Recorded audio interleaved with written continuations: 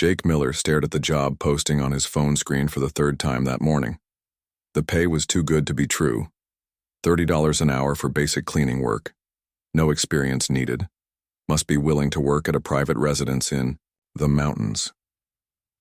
He had been out of work for 2 months now. After leaving the military, civilian jobs were harder to find than he expected. His savings account was almost empty. The rent was due next week. This job might be his only chance. Jake drove his old pickup truck up the winding mountain road. The GPS on his phone kept losing signal. He had to stop twice to check the paper directions the employer had sent him. The road got narrower and narrower as he climbed higher into the hills. After an hour of driving, he saw it. A massive gate made of black metal stood across the road. 2 guard towers flanked the entrance. Jake felt his stomach drop. This was not what he expected for a simple cleaning job. A voice came from a speaker next to the gate. "State your name and business." "Jake Miller. I'm here for the cleaning job interview." The gates opened with a loud grinding sound. Jake drove through and followed a long driveway lined with tall trees. The house at the end was not really a house at all. It looked more like a small castle, 3 stories tall with towers at each corner, windows that seemed to watch him as he parked his truck. Jake walked to the front door and knocked. He waited. Nothing happened. He knocked again, harder this time. Still nothing. He was about to leave when the door suddenly opened. Nobody was there. Jake looked around. The entrance hall was huge. A chandelier hung from the ceiling that was at least 20 feet high. Marble floors reflected his worn work boots. Paintings of strange landscapes covered the walls. "Please come in, Mr. Miller." The voice came from everywhere and nowhere at once. Jake stepped inside. The door closed behind him with a soft click. "Follow the blue lights, please." Jake looked down and saw small blue lights in the floor. They formed a path leading deeper into the house. He followed them through several hallways. The walls were covered with more paintings. Some showed alien worlds with 2 suns in purple skies. Others displayed star maps that hurt his eyes to look at. The lights stopped at a wooden door. It opened before Jake could knock. The room inside took his breath away. It was like stepping into a throne room from a movie. The ceiling was painted with constellations he had never seen before. Bookshelves lined the walls, filled with books that seemed to glow softly. At the far end of the room sat a figure on what could only be called a throne. Jake had seen aliens before during his military service. The bases where he worked had alien allies who helped with various projects, but he had never seen anything like this. She was 7 feet tall and sitting down. Her skin looked like it was made of crystal that shifted between blue and silver. She had 4 arms, each ending in delicate hands with long fingers. Her face was almost human, but her eyes were larger and completely black. No whites, no pupils, just deep black that seemed to hold stars. "Please sit, Mr. Miller." Her voice was like music. She spoke perfect English, but there was something else underneath it, like hearing a song through water. A chair appeared next, to Jake. He had not seen it before. He sat down carefully. "I am Queen Zarathus of the Kepler Coalition. You may call me Your Majesty, or simply Queen if you prefer." Jake's mouth fell open. A queen. He had applied to work for an alien queen, and nobody had bothered to mention this small detail. "You seem surprised, Mr. Miller." "Well, yeah. The job posting just said private residence. It didn't mention anything about royalty or aliens." Queen Zarathus laughed. The sound was like wind chimes in a gentle breeze. "We find that humans respond better to simple job postings. When we mention our true nature, applications tend to drop significantly." Jake nodded. That made sense. "Tell me about yourself, Mr. Miller." "Not much to tell, Your Majesty. I spent 6 years in the Army. Worked maintenance mostly, cleaning, basic repairs, keeping things running. Got out 2 months ago. Been looking for work ever since." "Why did you leave the military?" Jake shifted in his chair. "Wanted something different. Military life is good, but I was ready to try civilian work." The Queen studied him with those star-filled eyes. Jake felt like she could see right through him. Have you worked with non-human species before? Yes, ma'am. Several alien allies worked at the bases where I was stationed. Never had any problems with them. They were just people doing their jobs like anyone else. Queen Zarathis smiled. Her teeth were like pearls. Excellent. The position involves maintaining my Earth residence, cleaning, organization, basic maintenance. The work is not difficult, but it requires someone trustworthy and observant. Observant? You will see things that others might find strange. Technology. That works differently than human devices. Visitors from other worlds. Meetings conducted in languages you do not understand. I need someone who can adapt to unusual situations. Jake thought about his empty bank account and next week's rent. I can handle unusual, Your Majesty. The pay is $30 per hour as advertised. Room and board are provided. You would live here full time. Are you married, Mr. Miller? Any family obligations? No, ma'am. Just me. Perfect. Queen Zarathis stood up. Even standing, she was incredibly tall. There is one more thing. This position requires absolute discretion. You will sign agreements that prevent you from discussing your work here with anyone. The penalty for breaking these agreements is severe. Jake nodded. I understand. Do you accept the position? Jake looked around the throne room one more time. Crystal alien queen, mountain castle, mysterious job requirements. It was either the best decision he would ever make, or the worst. His phone buzzed with a text from his landlord asking about rent. I accept, Your Majesty. Queen Zarathis clapped her 4 hands together. The sound echoed through the room like thunder. Wonderful. Welcome to my service, Jake Miller. Jake's first week at the Queen's residence was surprisingly normal. His room was on the 2nd floor, simple but comfortable. A bed, a desk, a small bathroom, and a window that looked out over the mountains. Queen Zarathis had given him a tablet that contained his daily tasks and a map of the house. The cleaning work was straightforward. Dust the furniture in the library, vacuum the carpets in the guest rooms, polish the marble floors in the main hallways, wipe down the kitchen counters. Basic stuff that Jake had done 1,000 times in the military. The house itself was strange but manageable. Lights turned on when he entered a room and turned off when he left. The vacuum cleaner floated instead of rolling on wheels. The cleaning supplies refilled themselves when they ran low. Alien technology, but it made his job easier. Queen Zarathis was rarely seen during the day. Jake caught glimpses of her in the evenings, usually talking to people on a large screen in her study.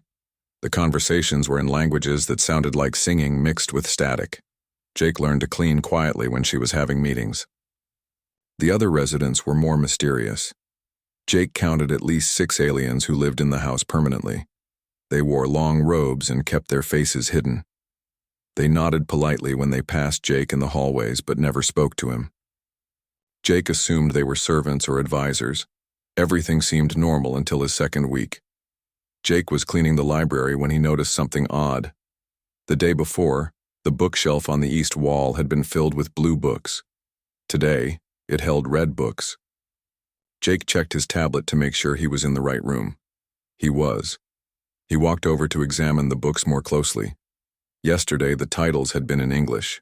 Today, they were written in symbols that hurt his eyes to look at. Jake rubbed his temples and looked away. Maybe he had been working too hard. Maybe he was remembering wrong. But the next day, the books were green. Jake started paying closer attention to his surroundings. The paintings in the hallways changed positions. A door that led to a storage closet on Monday led to a bathroom on Tuesday. The staircase to the 3rd floor had 20 steps in the morning but 22 steps in the afternoon. At first, Jake thought he was going crazy. Then he remembered his military training. When something seems wrong, trust your instincts. Investigate carefully. Take notes. Jake started keeping a journal on his tablet. He documented every change he noticed, the moving paintings, the shifting rooms, the stairs that added and removed steps. After a week of careful observation, Jake was certain the house was changing itself. On Friday evening, Jake was cleaning the 2nd floor hallway when he heard voices coming from behind a wall. Not from a room, but from inside the wall itself. The voices spoke in the same singing language Queen Zarathis used in her meetings. Jake pressed his ear to the wall. The voices were definitely coming from inside. He knocked gently on the wall. It sounded hollow. There was a space behind it. Jake examined the wall more carefully. It looked like solid stone, but when he ran his hand along the surface, he found a section that felt different, warmer. He pressed on it. A hidden door swung open. Jake stepped back in surprise. Behind the door was a narrow corridor that glowed with soft blue light. The voices were coming from the end of the corridor. Jake knew he should walk away. This was clearly not part of his job, but curiosity won. He stepped into the corridor. The passage was short, maybe 20 feet long. It ended at another door. This one was open. Jake could see into the room beyond. What he saw made his heart race. The room was filled with screens. Dozens of them covering every wall. Each screen showed a different view. Some showed star maps with moving dots that might have been spaceships. Others displayed what looked like surveillance footage of alien cities. Still others showed streams of data in languages Jake could not read. In the center of the room stood 3 figures Jake recognized. The robed residents he had been seeing in the hallways. But now their hoods were down. One looked like a tall, thin human with gray skin and large black eyes. The second resembled a lizard walking upright with scales that shifted color as Jake watched. The third was something Jake had never seen before. It looked like a jellyfish made of metal and light, floating 3 feet off the ground. They were studying the screens and talking in low voices. Jake caught a few words in English mixed in with the alien language. Earth defense systems, human population centers, invasion timeline. Jake's blood turned to ice. He had stumbled into something much bigger than a housekeeping job.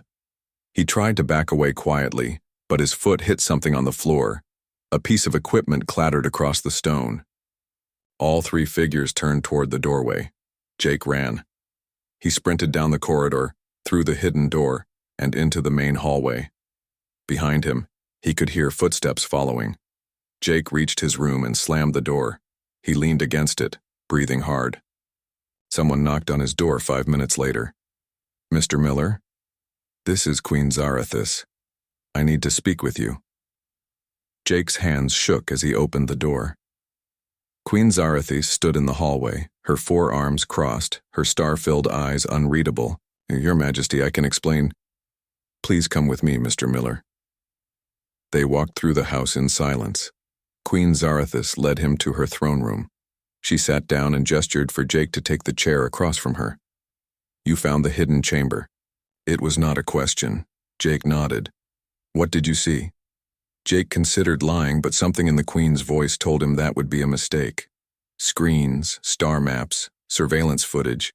3 people talking about Earth defense systems and invasion timelines. Queen Zarathis was quiet for a long moment. Are you afraid, Mr. Miller? Yes, ma'am. Good. You should be. What you discovered tonight changes everything. The Queen stood up and began pacing. Her crystalline skin reflected the light from the chandelier above. I have been looking for someone like you for months, Mr. Miller. Someone with military training but civilian status. Someone who could see through deceptions that fool even my advanced senses. Someone human. I don't understand. My people, the Kepler Coalition, have been infiltrated by enemies. They call themselves the Void Seekers. They can take the form of any species they encounter. They have been replacing key members of governments throughout the galaxy. Jake felt sick. The 3 people I saw are not who they appear to be. 3 of my most trusted advisors have been replaced by Void Seekers, but I do not know which 3. Queen Zarathis stopped pacing and looked directly at Jake. Void Seekers can fool any alien species. Their disguises are perfect, but they have one weakness. They cannot replicate human intuition. Humans notice things that others miss, patterns that do not fit, details that seem wrong. You hired me to find them. I hired you to clean my house, Mr. Miller. But yes, I also hoped you would notice what others could not. Your discovery tonight proves that my theory was correct. Jake stood up. His legs felt unsteady. What happens now? Queen Zarathis smiled. but it was not a happy expression. "Now, Mr. Miller, your real job begins." Queen Zarathus explained the situation over breakfast the next morning. They sat in a small dining room that Jake had never seen before. The walls were covered with paintings of peaceful alien worlds under gentle suns. The Galactic Council meets. "In 1 week," the Queen said as she poured something that looked like coffee but smelled like flowers into Jake's cup. "We will vote on opening new trade routes between Earth and 47 other worlds." Jake sipped the drink. It tasted better than it smelled. That sounds like a good thing. It would be, under normal circumstances. But the Void Seekers want those trade routes opened. It would give them access to dozens of worlds they have not yet infiltrated. The Queen set down her cup. Her 4 hands moved gracefully as she spoke. "If the vote passes, the Void Seekers will spread to every corner of the galaxy within a year. They will replace governments, military leaders, and scientists. No world will be safe." Jake felt the weight of responsibility settling on his shoulders. "So we need to stop the vote. We need to expose the Void Seekers first. Once the Council sees proof of the infiltration, the vote will be postponed while we hunt down all the imposters." "How do I find them?" Queen Zarathus stood up and walked to a control panel on the wall. She pressed several buttons, and 3 holographic images appeared in the air above the table. The first image showed the gray-skinned figure Jake had seen in the hidden chamber. He was tall and thin, with large black eyes and a serious expression. "Commander Veltar, my military strategist. He has served my family for 20 years. If he is a Void Seeker, he knows all of our defense plans." The second image showed the lizard-like alien with color-shifting scales. In the hologram, his scales were a calm blue-green. "Diplomat Nixandra, my trade negotiator. She has been with us for 15 years. If she is compromised, the Void Seekers know all of our economic agreements." The third image showed the jellyfish creature made of metal and light. It pulsed with soft golden energy. "Dr. Quorath, my chief scientist. He joined us only 5 years ago, but he has become essential to our technology development. If he is a Void Seeker, they have access to our most advanced research." Jake studied the 3 faces. "One of them is real and 2 are fake?" "Exactly. But I do not know which is which. My own senses cannot detect the difference. Void Seeker disguises are perfect to alien perception. What about the humans at your military bases? Couldn't they help?" Queen Zarathus shook her head. "The bases you worked at were joint operations. The humans there know we exist, but they do not know about the Void Seeker threat. This information is classified at the highest levels." Jake looked at the holographic faces again. "How am I supposed to tell the difference?" "Trust your instincts. Void Seekers study their targets carefully, but they cannot replicate everything. They miss small details, patterns of behavior that the real person would follow, emotional responses that seem slightly wrong." The Queen waved her hand, and the holograms disappeared. "I have arranged for you to spend time with each advisor today. I told them you are my new personal assistant, learning about our operations. They will not suspect your true purpose." Jake finished his strange coffee and stood up. "What if I'm wrong? What if I accuse the wrong person? Then we all die when the Void Seekers take over the galaxy." No pressure, Jake thought. The first meeting was with Commander Veltar in the house's war room. The room was filled with tactical displays showing star maps, fleet positions, and defense grids. Jake had seen similar setups during his military service, though not as advanced. Commander Veltar was exactly as tall and thin as his hologram had shown. His gray skin had a metallic sheen, and his large black eyes never seemed to blink. Spoke in perfect English with a slight accent that reminded Jake of his old sergeant. "So you are the Queen's new assistant," Veltar said, studying several tactical displays. "What is your background?" "Military maintenance and logistics, sir. 6 years in the Army." "Excellent. Military experience is valuable. Tell me, what do you think of our defensive positions around Earth?" Jake looked at the displays. They showed a complex network of space stations, patrol ships, and weapon platforms surrounding Earth. "Looks solid, sir. Good coverage of all approach vectors." Veltar nodded approvingly. The Queen insists on strong defenses. Sometimes I think she is too cautious, but recent events have proven her wisdom. They spent an hour reviewing defensive plans. Veltar explained the capabilities of each weapon system and the response protocols for different types of attacks. He seemed knowledgeable and professional, but something felt wrong. Jake could not put his finger on it at first. Then he realized what it was. Veltar never made mistakes. Every calculation was perfect. Every tactical assessment was flawless. Every piece of information was recalled with exact precision. In Jake's experience, real military officers made small errors all the time. They rounded numbers. They forgot minor details. They had to check references occasionally. Veltar was too perfect. The second meeting was with diplomat Nixandra in the house's communications center. She was smaller than Jake had expected about his own height, with scales that shifted between blue and green as she moved. "Welcome to our little family," Nixandra said warmly. Her voice had a musical quality that reminded Jake of birds singing. "The Queen speaks highly of your reliability." They discussed trade agreements between the Kepler Coalition and various human corporations. Nixandra showed Jake complex economic models and explained how different resources would be exchanged. Unlike Veltar, Nixandra made small mistakes. She misremembered a few numbers and had to correct herself. She occasionally paused to think before answering questions. She seemed genuinely enthusiastic about the benefits of human-alien trade, but there was something else that bothered Jake. Every time Nixandra talked about Earth, her scales shifted to red for just a moment. Jake had noticed that her scales reflected her emotions, turning calm blue when she was relaxed and bright green when she was excited. Red might mean anger or hunger. The third meeting was with Dr. Quorath in the house's laboratory. The jellyfish-like alien floated near the ceiling, his metal and light body pulsing with golden energy. "Fascinating to meet a human," Dr. Quorath said.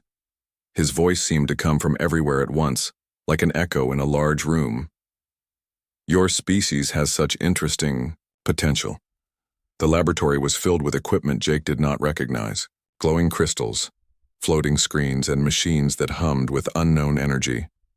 Dr. Quorath demonstrated some of his recent inventions, including a device that could translate any language instantly. This translator uses quantum probability matrices to predict meaning, Dr. Quorath explained. Even species that have never met can communicate perfectly. Jake nodded politely, though he understood almost nothing about quantum anything, but he did notice something odd. Every time Dr. Quorath mentioned other alien species, his golden light dimmed slightly. When he talked about humans, the light grew brighter. After the 3 meetings, Jake returned to his room to think. He pulled out his tablet and made notes about each advisor. Veltar, too perfect. No mistakes or hesitation. Nixandra, scales turn red when discussing Earth. Quorath, light dims when mentioning other aliens.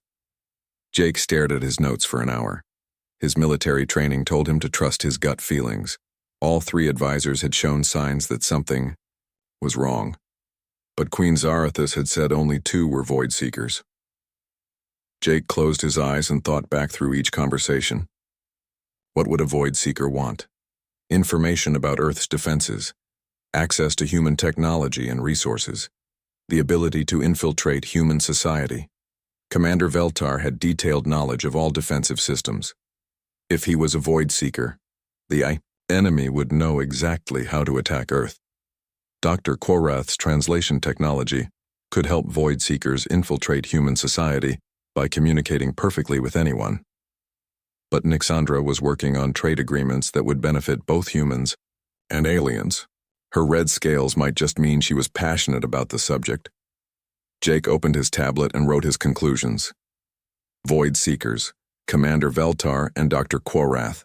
Real advisor, diplomat Nixandra. He hoped he was right.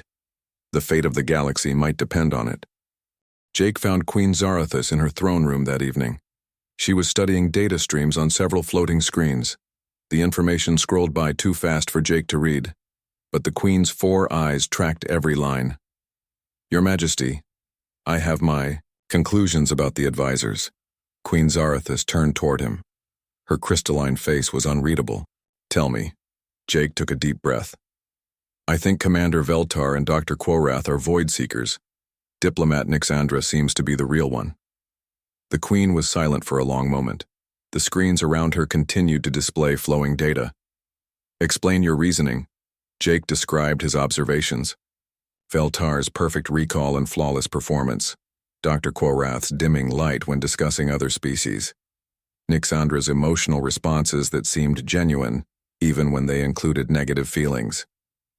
Void seekers would study their targets carefully, Jake concluded, but they might overcompensate, make themselves too perfect, or they might not understand emotional subtleties that seem obvious to the real person. Queen Zarathus nodded slowly. Your analysis matches my own suspicions. But suspicions are not proof. We need evidence before we can act. What kind of evidence? The kind that will convince the Galactic Council. Tomorrow, I will test your theory. If you are correct, the Void Seekers will reveal themselves when they realize they have been discovered. The next morning, Jake was cleaning the main hallway when alarms began blaring throughout the house. Red lights flashed on the walls, and a mechanical voice announced, Security breach. All personnel report to stations. Jake had no station to report to, so he continued cleaning while trying to look calm. Through the windows, he could see armed guards running across the grounds. Queen Zarathus appeared at the end of the hallway. She moved with urgent grace, her forearms gesturing as she spoke into a communication device. Commander Veltar, report to the war room immediately.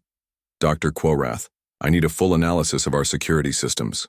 Nixandra, contact all allied governments and inform them we may have been compromised.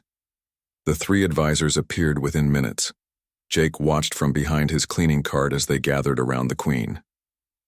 What is the nature of the breach? Commander Veltar asked. His voice was calm and professional. Someone accessed our classified files during the night, Queen Zarathus replied. Detailed information about Earth's defensive capabilities and the locations of human population centers.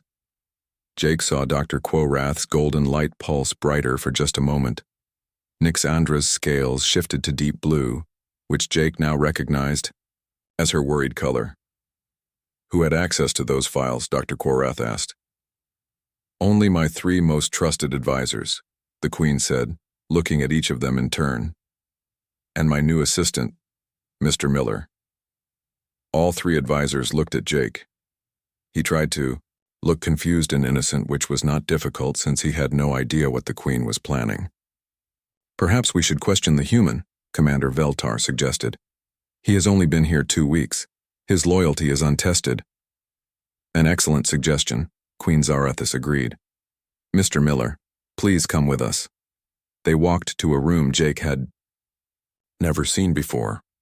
It was small and windowless, with a single chair in the center and bright lights overhead. An interrogation room. Queen Zarathus gestured for Jake to sit. The three advisors stood against the wall watching him. Mr. Miller, did you access any computer systems last night? No, Your Majesty. I was in my room sleeping. Can anyone verify your whereabouts? Jake shook his head. I was alone. Commander Veltar stepped forward. Your Majesty, perhaps I should conduct a more thorough questioning. I have experience with interrogation techniques. That will not be necessary, Queen Zarathus said. I have a better way to determine the truth. She pulled out a device that looked like a metal headband with glowing crystals attached. This is a Kepler Coalition truth scanner. It reads brain patterns to detect deception. Mr. Miller, are you willing to submit to scanning? Jake looked at the device nervously. Will it hurt? Not at all. You will simply answer questions while the scanner analyzes your responses. Jake nodded and sat still while the Queen placed the device on his head. The crystals began to glow softly. Did you access classified files last night? Queen Zarathus asked. No. The crystals glowed green. Jake assumed that meant he was telling the truth. Have you ever transmitted information about this house to anyone outside? No. Green again. Are you working for any organization other than Queen Zarathus? No. Green Queen Zarathus removed the scanner and turned to her advisors. Mr. Miller is telling the truth. The security breach came from someone else. Jake saw something he had not expected. Commander Veltar and Dr. Quorath exchanged a quick glance. It was barely perceptible, but Jake's military training had taught him to watch for small communication signals between people. The two Void Seekers were coordinating.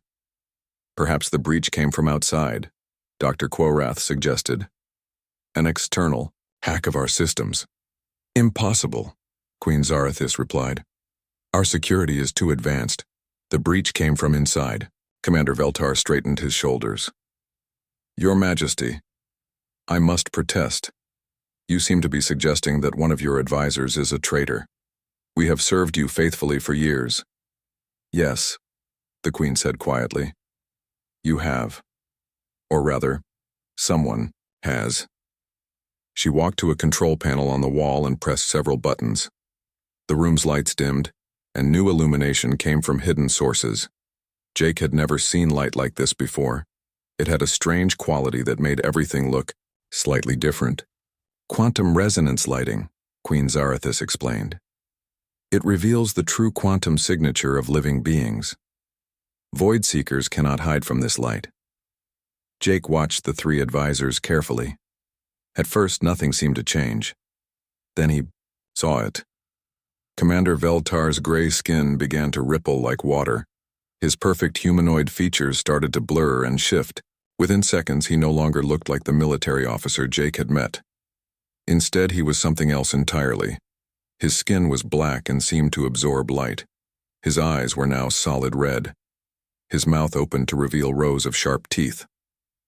Dr. Quorath's transformation was even more dramatic. His jellyfish-like body began to collapse and reshape itself. The golden light turned sickly green. What emerged was a creature that looked like a spider made of shadow and metal, with too many legs and eyes that burned like coals. Diplomat Nixandra remained unchanged. Her scales showed bright yellow now, which Jake guessed meant fear. The two Void Seekers realized they had been exposed. They moved with inhuman speed.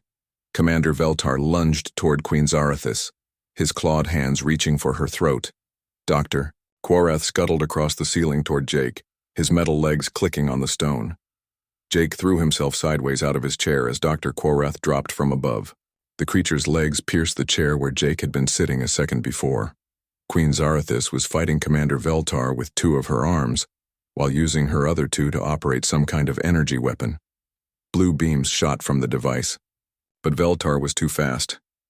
He dodged and weaved, his claws leaving deep scratches in the stone walls. Jake rolled across the floor and grabbed a piece of the broken chair. It was not much of a weapon, but it was all he had. Dr. Quorath turned. Toward him, green light pulsing from his body. Human, the creature spoke in a voice like grinding metal. You have caused us considerable trouble. Jake backed against the wall. Just doing my job. Dr. Quorath laughed, a sound like breaking glass. Your job is about to end permanently. The creature leaped forward. Jake swung the chair leg as hard as he could. It connected with one of Dr. Quorath's metal legs, sending him spinning sideways. Across the room, Queen Zarathus had managed to pin Commander Veltar against the wall with some kind of energy field. But Jake could see the field was weakening. Nixandra was pressed into a corner, her scales flashing through every color Jake had seen. She was terrified, but unharmed. Dr. Quorath recovered from Jake's attack and circled him like a predator. You cannot escape, human. We know everything about your species now, your weaknesses, your fears. Jake hefted the broken chair leg. Yeah? Well, here's something you don't know about humans. What is that? Jake smiled grimly. We're really good at improvising.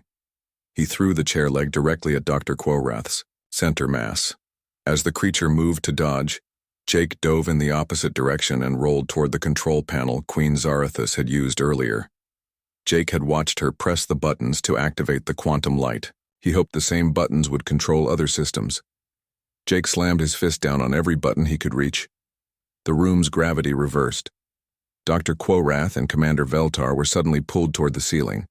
They hit the stone hard and stuck there. unable to move against the artificial gravity field. Queen Zarathus looked at Jake with surprise and approval. "Well done, Mr. Miller, though I am curious how you knew that would work." Jake stood up and brushed dust off his clothes. "I didn't, but sometimes you have to take a chance." Queen Zarathus smiled.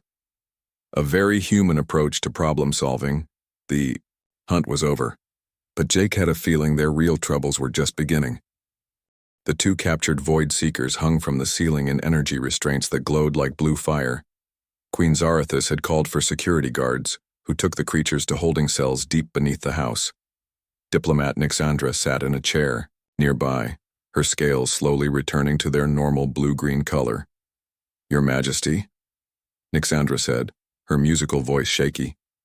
"How long have you suspected?" "Months," Queen Zarathus replied. "Small inconsistencies in reports, decisions that seemed slightly wrong.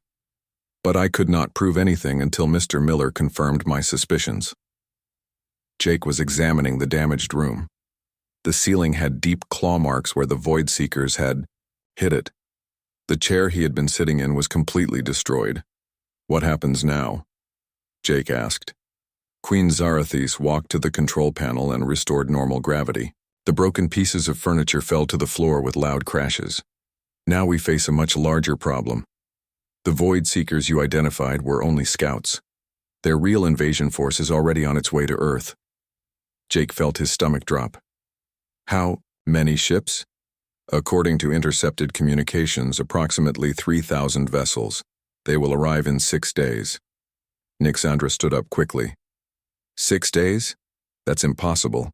Our long-range sensors would have detected a fleet that large weeks ago. They are using technology we do not understand, the Queen explained. Some form of dimensional travel that keeps them hidden until the moment they arrive.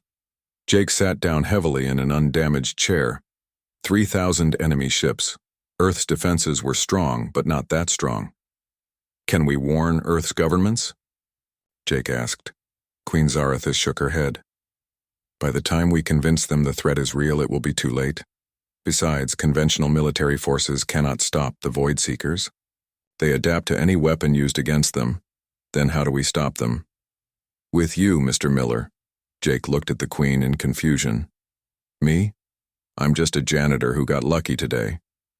You are much more than that. Your species possesses abilities that make you uniquely valuable in this conflict. Queen Zarathus activated a holographic display in the center of the room. It showed a detailed scan of Jake's brain during the interrogation. When the truth scanner analyzed your thoughts, it revealed something extraordinary. Human neural patterns are completely immune to Void Seeker mental manipulation. They cannot read your minds, influence your decisions, or predict your actions. Jake studied the brain scan. It looked like any other brain to him. What does that mean practically? It means you can go places and do things that would be impossible for any alien. The Void Seekers can detect us coming from miles away and prepare countermeasures. But you are invisible to their senses. Diplomat Nixandra leaned forward. Your Majesty, surely you are not suggesting...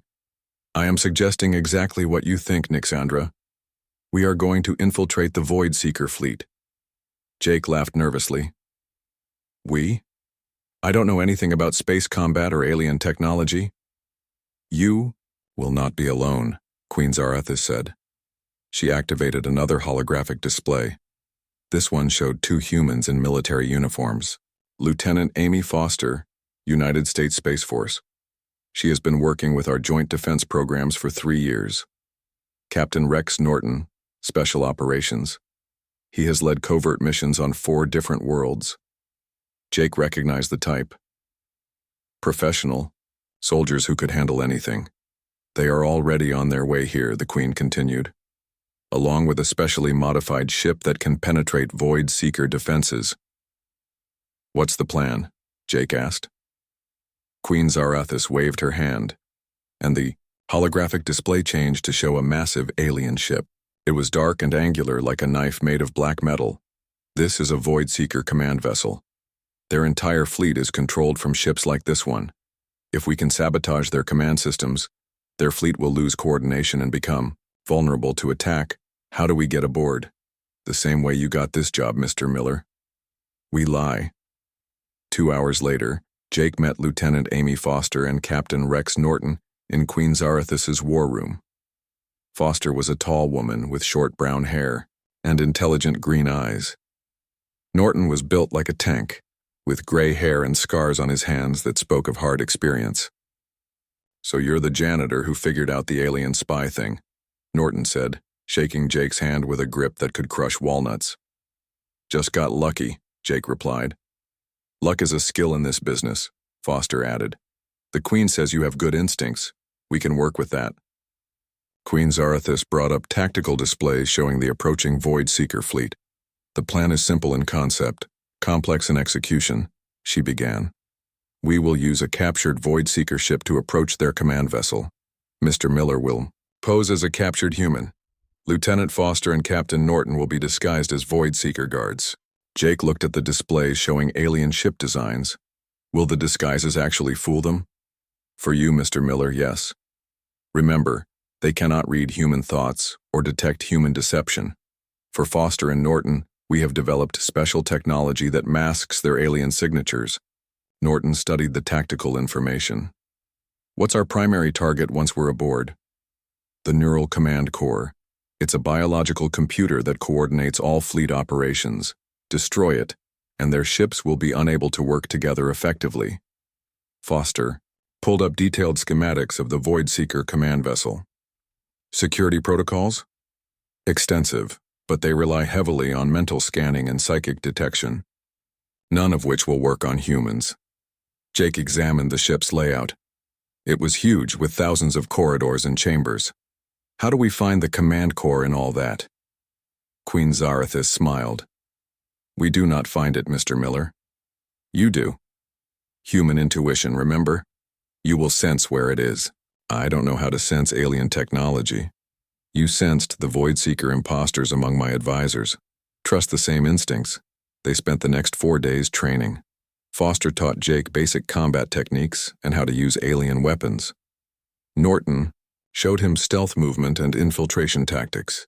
Queen Zarethus educated him about Void Seeker psychology and behavior patterns. Jake learned that Void Seekers were essentially parasites. They consumed the life force of other beings and used it to power their technology. Their ships were as much living creatures as machines.